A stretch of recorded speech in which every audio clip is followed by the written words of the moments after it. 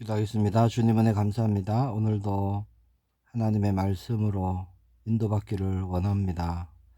또 하나님의 뜻을 이루는 걸음으로 인도받기를 원합니다. 성령 하나님께서 이른 아침 말씀으로 우리를 충만케 하여 주시고 새롭게 하여 주시고 새 은혜로 부어 주옵소서. 살아계신 주 예수 그리스도 이름으로 기도합니다. 아멘. 오늘 나눌 말씀은 출애굽기 28장 1절에서 14절까지 말씀입니다. 제가 봉독하겠습니다. 너는 이스라엘 자손 중 네 형 아론과 그의 아들들 곧 아론과 아론의 아들들 나답과 아비후와 엘르아살과 이다마를 그와 함께 내게로 나오게 하여 나를 섬기는 제사장 직분을 행하게 하되 네 형 아론을 위하여 거룩한 옷을 지어 영화롭고 아름답게 할지니 너는 무릇 마음에 지혜 있는 모든 자 곧 내가 지혜로운 영으로 채운 자들에게 말하여 아론의 옷을 지어 그를 거룩하게 하여 내게 제사장 직분을 행하게 하라. 그들이 지을 옷은 이러하니 곧 흉패와 애복과 겉옷과 반포 속옷과 관과 띠라. 그들이 네 형 아론과 그 아들들을 위하여 거룩한 옷을 지어 아론이 내게 제사장 직분을 행하게 하라.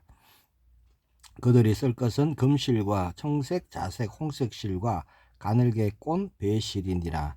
그들이 금실과 청색, 자색, 홍색 실과 가늘게 꼰 배실로 정교하게 짜서 에봇을 짓되 그것에 어깨 바지 둘을 달아 그 두 끈을 이어지게 하고 에봇 위에 매는 띠는 에봇 짜는 법으로 금실과 청색, 자색, 홍색 실과 가늘게 꼰 배실로 에봇에 정교하게 붙여 짤지며 호마노 2개를 가져다가 그 위에 이스라엘의 아들들의 이름을 새기되 그들의 나이대로 6 이름을 한 보석에 나머지 6 이름은 다른 보석에 새기라.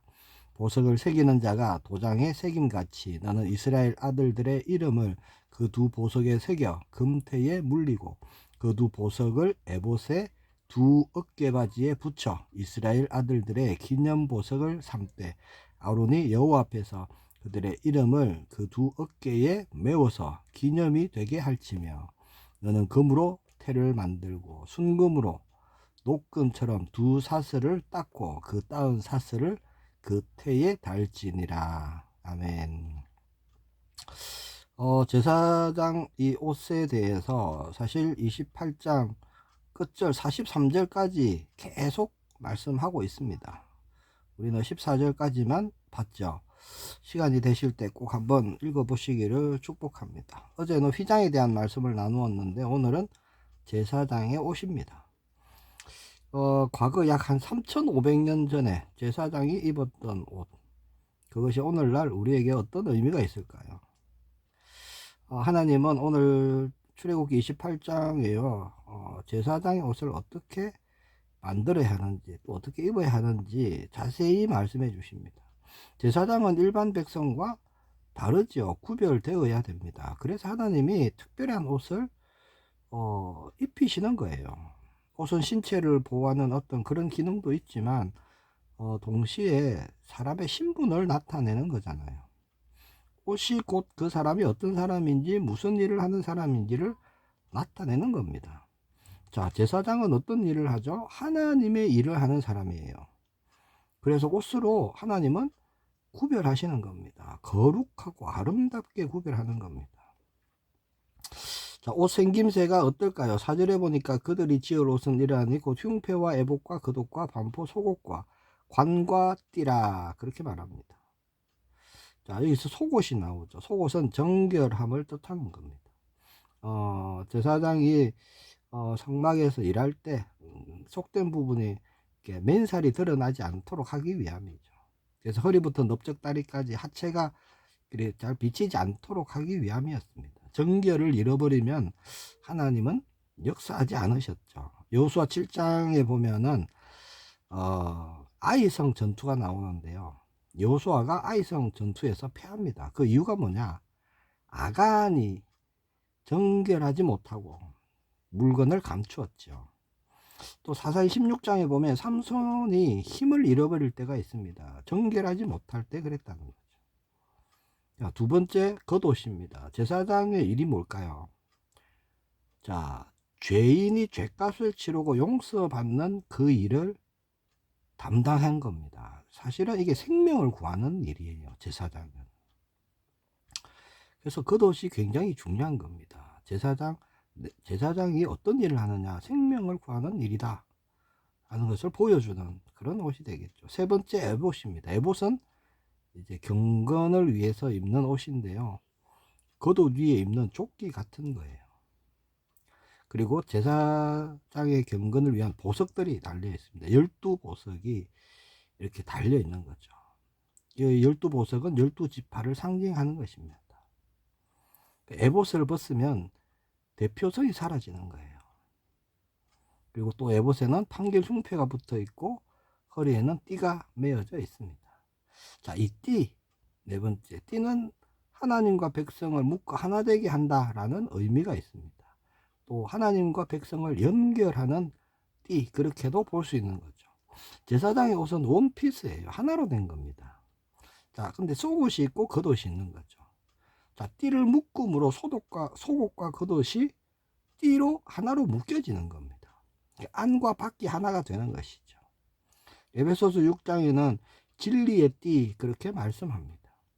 진리 대신 예수님이 자, 하나가 되게 하시는 그 일을 감당하셨죠.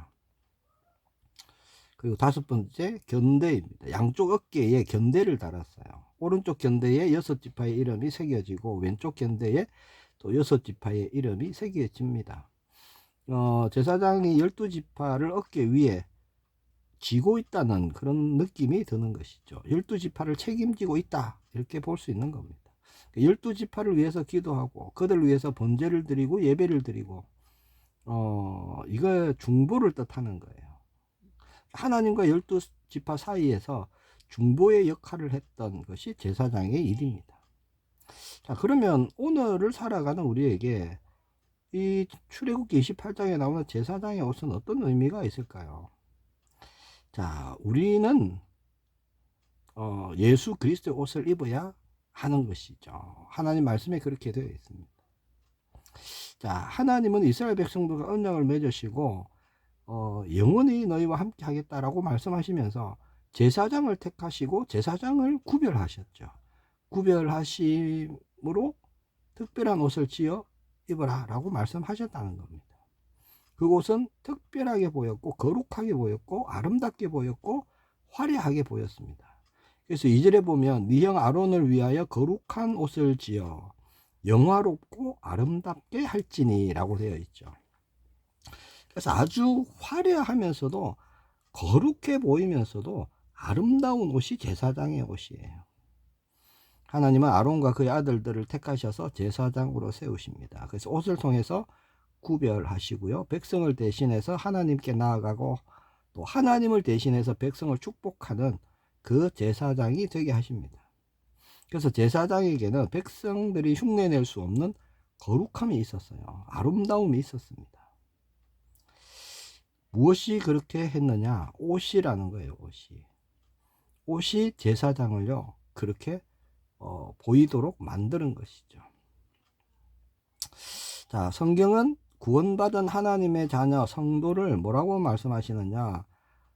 제사장이다 라고 말씀합니다. 우리를 왕같은 제사장이다 말씀하셨죠, 베드로전서에. 그러면 뭐가 우리를 거룩하게 하고 구별되게 할까요? 우리에게는 그런 것이 없죠. 우리는 선한 것도 없고 의로움도 없습니다. 그러나 우리를 제사장이다 라고 칭하신 이유는 한 가지입니다. 우리는 예수 그리스도의 옷을 입었기 때문에 그런 거예요. 예수님이 십자가에서 이루신 그 의의 옷을 우리가 입었기 때문입니다. 우리에게 입혀주신 것이죠. 자, 예수님이 흘리신 그 보혈이 우리를 덮으셔갖고 정결하지 못한 것을 다 가리시고 깨끗하게 하시고, 그래서 하나님이 우리를 의롭다라고 인정하신다는 거예요. 그래서 십자가에 흘리신 보혈의 피가 우리의 모든 죄를 깨끗하게 속한 것입니다. 우리는 그 옷을 입은 거예요. 이것이 우리가 입은 제사장의 옷입니다. 예수님의 옷을 입은 거예요. 그리고 이제 우리는 다른 사람을 위해서 살고 그들을 살리는 거룩한 제사장이 된 것이죠. 하나님이 그렇게 우리를 세워주셨습니다. 오늘 본문에 아론과 그의 아들들을 세우신 것처럼. 자, 그리고 두 번째, 하나님을 섬기는 자라는 겁니다. 제사장은. 그렇죠?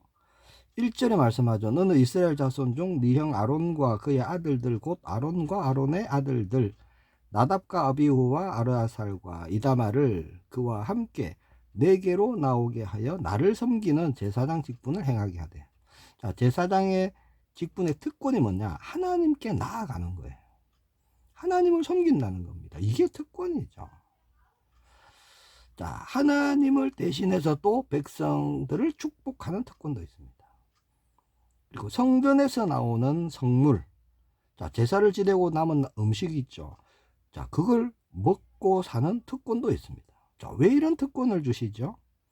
하나님의 일을 하는 사람이기 때문이라는 거예요. 자, 오늘날 우리가 그렇습니다. 구원받은 하나님의 자녀가 그런 거예요. 하나님이 채워주시고 하나님이 공급하시는 것으로 사는 거예요. 그리고 우리는 다른 사람을 축복하는 권세가 우리에게 있습니다. 축복권이 있어요. 그리고 가장 중요한 건 뭐냐? 하나님의 일을 하는 사람이라는 겁니다. 우리가 하나님께 나아가고 하나님을 예배하면서 하나님의 일을 하는 거예요. 우리는 예수 그리스도의 공로로 왕 같은 제사장이 되었습니다. 왕이요 제사장이 되었다는 거예요. 자, 우리가 입는 옷은요 옛 사람의 옷이 아닙니다. 매일매일 우리는요 예수 그리스도의 옷을 입는 거예요. 그 옷이 이제는 삶으로 드러나야 하는 것이죠. 백성들이 제사장의 옷을 볼 때요 아주 거룩해 보였고 특별해 보였고 아름다워 보였고 화려하게 보였고 그래서 부러움의 대상이었습니다. 사실은. 그런데 하나님이 세우신 자만 제사장이 할 수 있는 거죠. 자, 오늘날 우리를 만나는 사람들, 우리를 보는 사람들에게 그들에게는 없는 다른 것이 보여져야 한다는 것입니다. 왜냐? 영적으로 우리는 다른 옷을 입고 있기 때문에 그런 거예요. 우리는 예수 그리스도의 옷을 입은 자들이기 때문에 그렇습니다. 매일 아침 우리는 이른 아침에 사람 살리는 하나님께 또 나아가는 그 옷을 입고 나아가야 하는 거죠. 하나님 앞에 나아가고 예배하는 그 일로 시작해야 하는 겁니다. 그리고 우리 어깨에 우리 가슴에 우리에게 맡기신 영혼들의 그 이름들이 있습니다. 그들을 대신해서 기도하고 그들을 위해서 또 기도하고 그들을 또 축복하고 그들을 살리는 그 걸음이 우리의 걸음이라는 것이죠. 오늘도 하나님 나라의 일에 쓰임받는 우리 모두가 되길 축복합니다. 기도하겠습니다. 주님 은혜 감사합니다. 왕같은 제사장들이다. 우리에게 선포하고 말씀하셨습니다.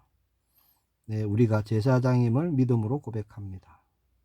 날마다 예수 그리스도의 옷을 입고